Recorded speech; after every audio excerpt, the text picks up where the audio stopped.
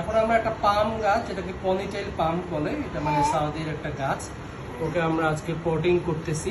Potting এর জন্য যে ডিফারেন্ট টাইপের মাটি দরকার হয়, এই মাটির মধ্যে আমরা দিয়েছি অ্যারাউন্ড 50% মতন গোবর বা ভার্মি কম্পোস্ট বা জৈব সার যেটাই বলেন, আর দিয়েছি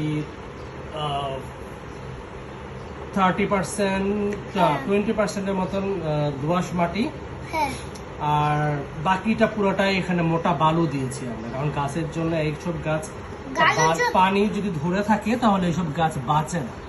তো এটা আমাদের এই গাছগুলো এমন ভাবে রাখতে হবে পানি যেন জমে না থাকে কোনোভাবে, এবং ওয়েল ড্রেইনড আপনাদের টপটা নির্বাচন করতে হবে।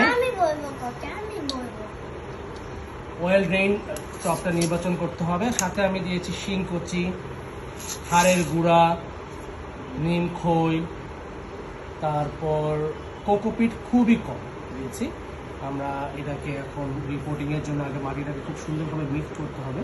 এটা আমি আগে করে রেখেছিলাম, এখন জাস্ট আমি বালু সহ মিক্স আপ করছি।